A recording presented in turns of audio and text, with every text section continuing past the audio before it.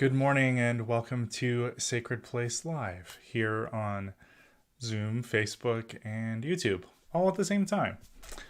Whether you're watching this live with us at 11:05 now, Pacific time, or some other time, I'm glad you've chosen to take part of your day to be with me and those of us gathered here virtually.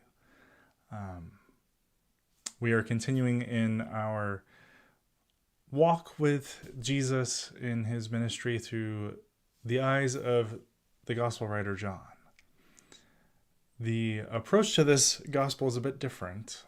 Things don't line up in the same order as they do in the other gospels, and we'll talk more about that in a minute. But I think it's been enjoyable so far, and we are trying to shove a lot in between now and Ash Wednesday, which is, when is it this year? Let's look. Curious. March 2nd. I knew it was later this year. So March 2nd, between now and then, we will walk with Jesus until we get to that time of preparing for celebrating his life, death, and resurrection through Holy Week and Easter and all of that. So that's what's coming in the coming weeks. Our order is a little different this morning as well because I have two stories we're doing together. So I'm going to go ahead and start with that reading from John, and then we'll have a song of reflection after that. So here we go.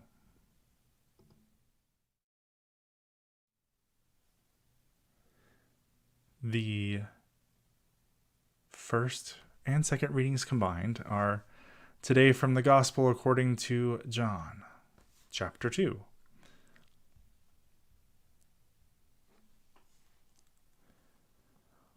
On the third day there was a wedding in Cana of Galilee. Jesus' mother was there, and Jesus and his disciples were also invited to the celebration. When the wine ran out, Jesus' mother said to him, "They don't have any wine." Jesus replied, "Woman, what does that have to do with me? My time hasn't come yet." His mother told the servants, "Do whatever he tells you." Nearby were 6 stone water jars used for the Jewish cleansing ritual, each able to hold about 20 or 30 gallons. Jesus said to the servants, "Fill the jars with water," and they filled them to the brim. Then he told them, "Now draw some from them and take it to the head waiter." And they did. The head waiter tasted the water that had become wine. He didn't know where it came from, though. The servants who had drawn the water knew. The head waiter called the groom and said, "Everyone serves the good wine first. They bring out the second-rate wine only when the guests are drinking freely. You kept the good wine until now." This was the first miraculous sign that Jesus did in Cana of Galilee. He revealed his glory, and his disciples believed in him.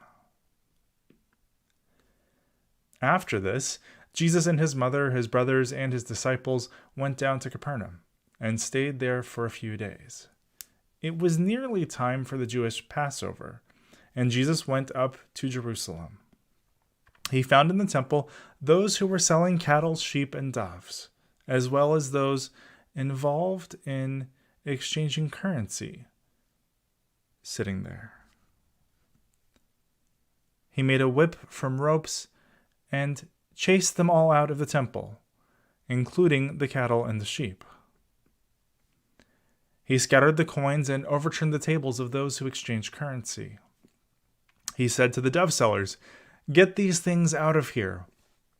Don't make my Father's house a place of business." His disciples remembered that it is written, "Passion for your house consumes me." Then the Jewish leaders asked him, "By what authority are you doing these things?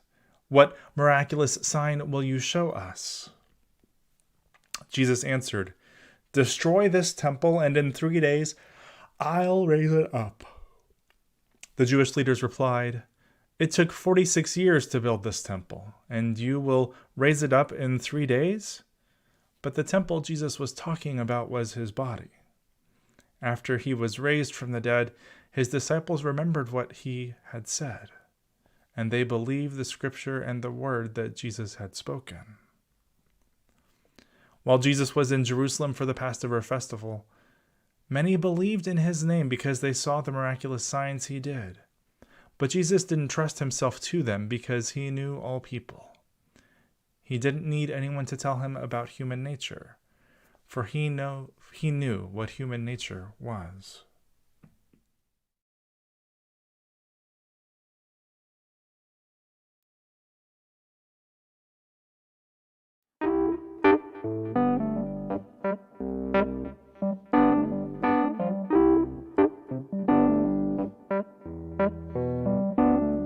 Oh, fear runs deep, spreading like a virus. Hate is cheap, from afar it costs you nothing. Won't you take my hand? Together we will stand. Open up your heart and find love is turning over tables, breaking all chains. I see you and the stranger, no longer enslaved. Love is turning over tables, it's tearing down walls, building up the bridges between us all. Oh, oh, oh, oh, oh, oh, oh, oh, oh, oh, oh. Let courage be my willingness to listen, so I can feel the wound inside my heart. Let the seeds of peace grow in hearts around us, the trees of hope give shade to all mankind. Oh, won't you take my hand? Together we will stand. Open up your heart and find love is turning over tables, breaking off chains. I see you and a stranger, no longer enslaved. Love is turning over tables, oh, it's tearing down walls, it's building up the bridges between us. Oh, oh, oh, oh, oh, oh, oh, oh, oh, oh, oh, oh. When will we stand for love? When will we stand for love? When will we stand for love? When will we stand for love? When will we stand for love? When will we stand for love? Oh, none can separate all that love has made. We are everyone the same. Oh, we refuse to be our neighbor's enemy. We will stand for all mankind. Oh, won't you take my hand? Together we will stand. Open up your heart and find love is turning over tables, breaking all chains. But I see you and the stranger, no longer enslaved. Turning over tables, it's tearing down walls, it's building up the bridges between us all. Love is turning over tables, breaking all chains. But I see you and the stranger, no longer enslaved. Love is turning over tables, and it's tearing down walls, it's building up the bridges between us. Oh, oh, oh, oh, oh, oh, oh, oh, oh, oh, oh, oh, oh.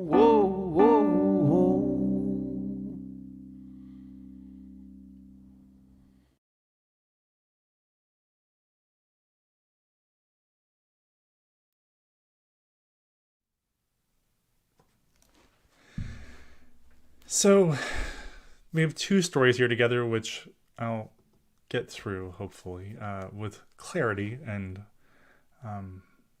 one understanding of what's going on here. But I'll remind you that last week Jesus gathered his disciples, not in the ways that they were gathered in other places, from taking them from their seaside jobs as fishermen, but in a more organic way, an understanding of those around.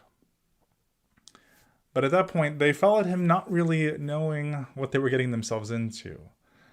They had ideas that this was the Messiah, but weren't really sure what that would mean, or how it might be true, what it would look like. And so we get to this story of the wedding at Cana.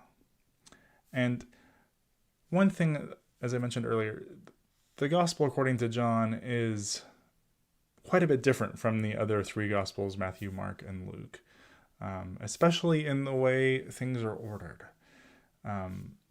The temple scene that we get to here in a moment happens during Holy Week in the other gospels. Jesus only comes to Jerusalem one time, and that's for the end. That's especially symbolic, as in those gospels especially, Jerusalem is this destination of Jesus's last days. But I think John puts it here at the beginning, along with this story of the miracle at the wedding at Cana, which is described as here in our text the first miraculous sign, but I think is probably more the beginning of the miraculous signs is probably a better translation. To show who Jesus is, his character, and what kind of Messiah he would be. This wedding story, this water into wine, a metaphor that is often used in culture. It's a pretty common one that people may not even realize where it comes from when they say it, but this miracle, this first or beginning of the signs. There's a lot we could break down here. Jesus calling his mom woman. Mary only appears in John's Gospel twice. And so to see here that she is beginning through him the thing which would eventually lead to his death, this ministry of miracles, and doing things as the Messiah. The second time we see her is when Jesus is on the cross and commends her care to one of his disciples. So this relationship, this thing that she begins by asking him to help.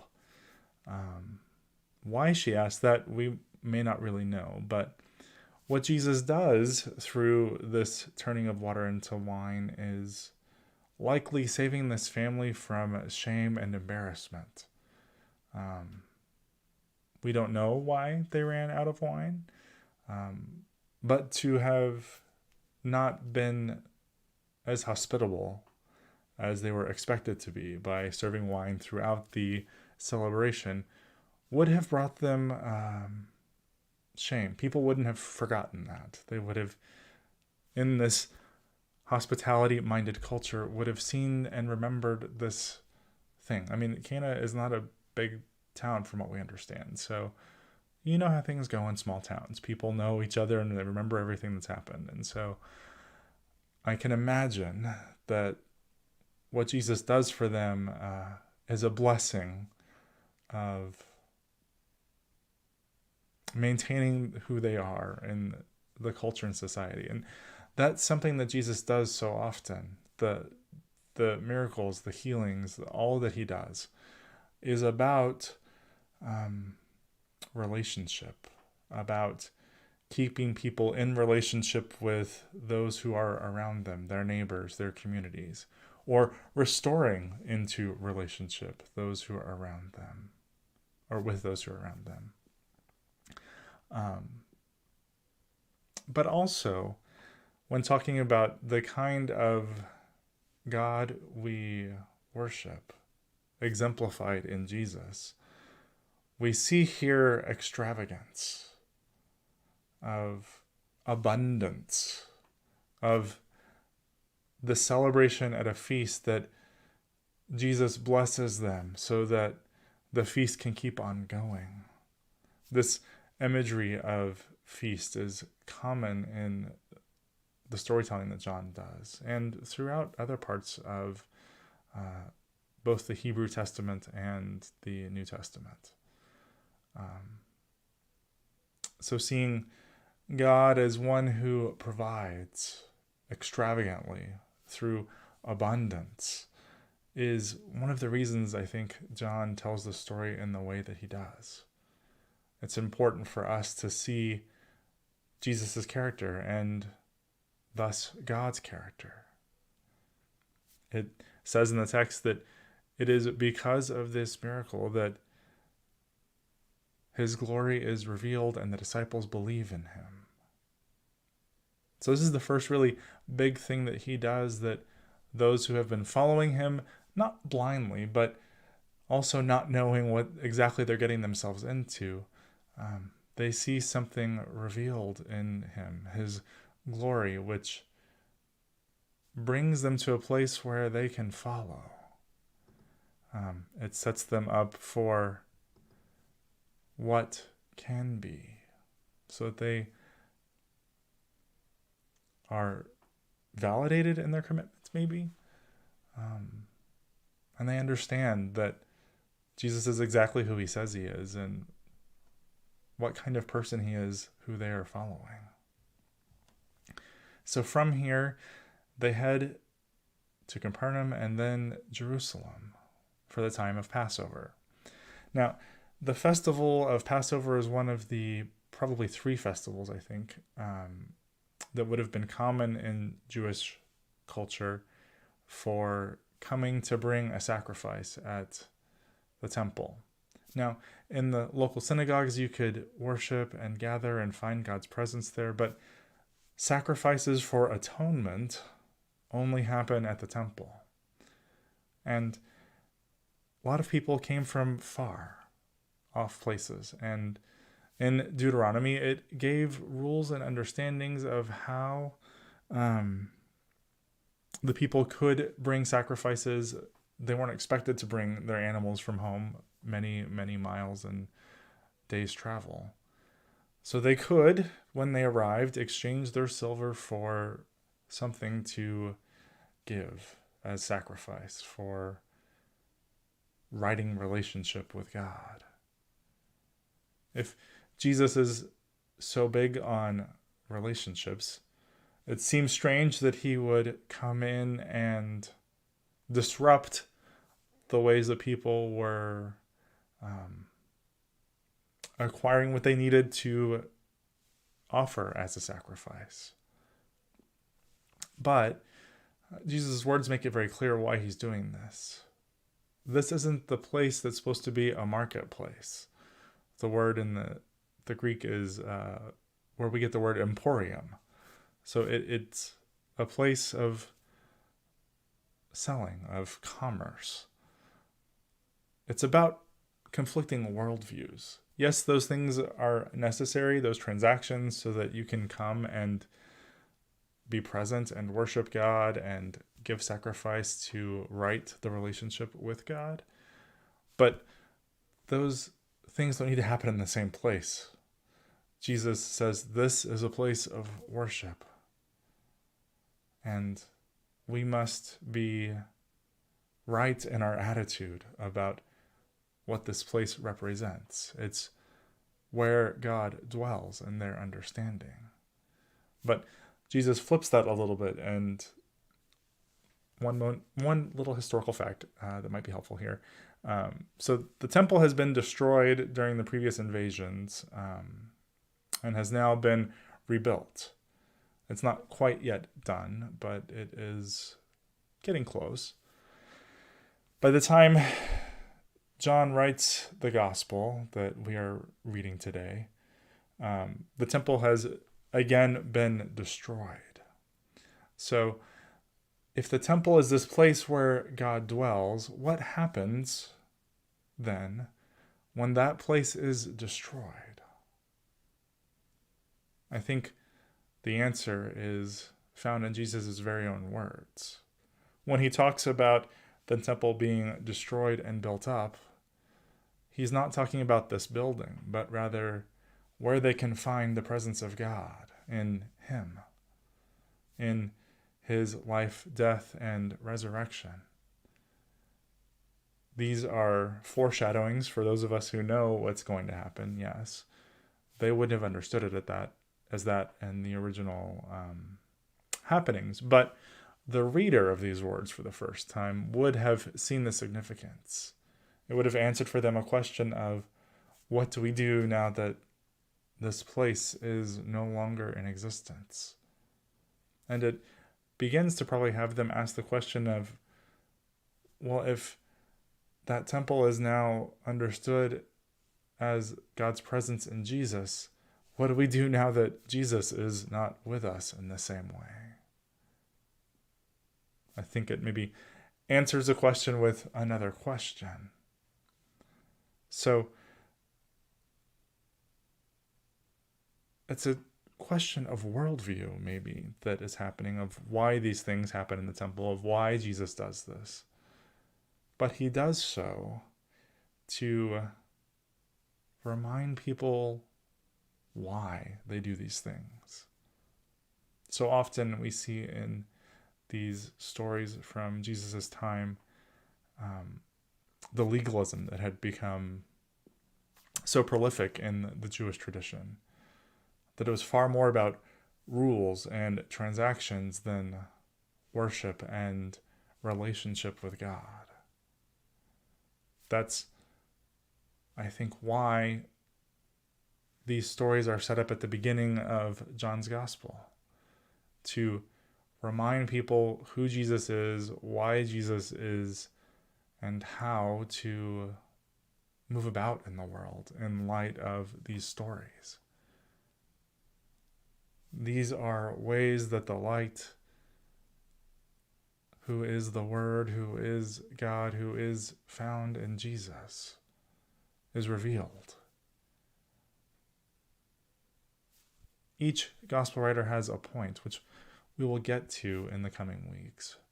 And I think we're seeing a little bit of what story John is trying to tell.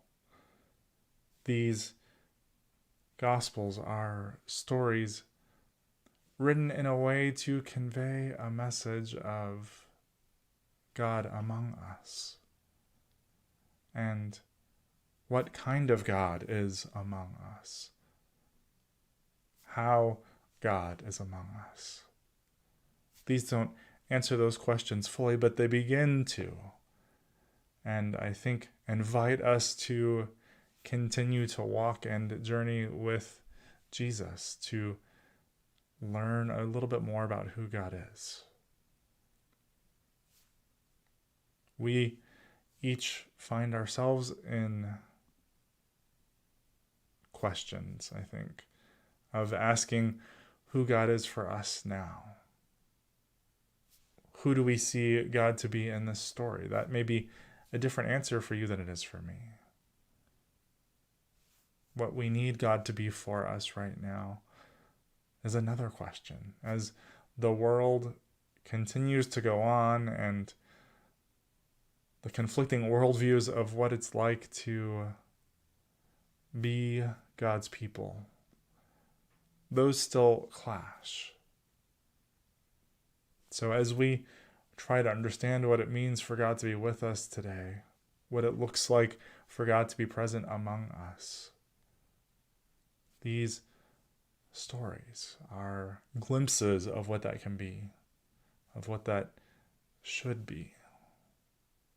I invite you during this next song to reflect on that, to see where you see God moving in these stories and in your life. Here now is that song for reflection. In the heat and in the fire, You see all that our heart desires. In the darkness and the flood, always with us and always love. Always with us and always love. Oh, love with us in joy and pain. Oh, love with us in the mundane. Oh, love with us unto the end. Always only our true heart's friend. Always only our true heart's friend. In confusion and questioning, when to futile thoughts we cling, when we're muddled up in shame, you insist that it's not our name. You insist that it's not our name. Oh, love with us in joy and pain. Oh, love with us in the mundane. Oh, love with us until the end. Always only our true heart's friend. Always only our true heart's friend. In our aimless wandering, on the days we can't bear to sing, when we circle round and round, you remind us the lost are found. You remind us the lost are found. Oh, love with us in joy and pain. Oh, love with us in the mundane. Oh, love with us until the end. Always only our true heart's friend. So love for each and every one. Oh, let all love's children come. Oh, love for enemies and friends. Love with us until the end. Love with us until the end.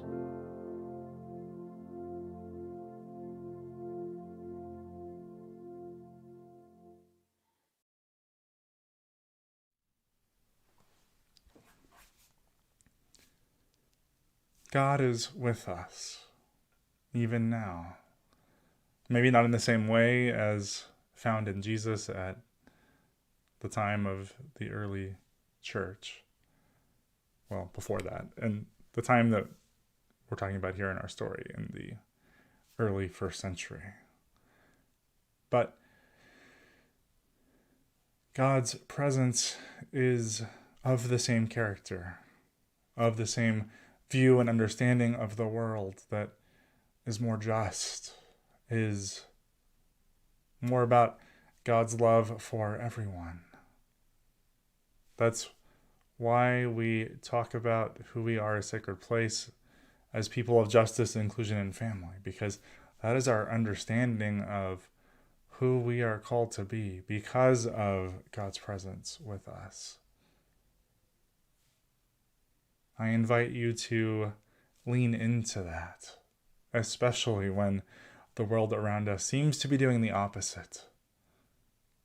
I pray that you might find a glimmer of what can be in the stories we've read today, what you see in the world around us, in the hope found in the promises of God,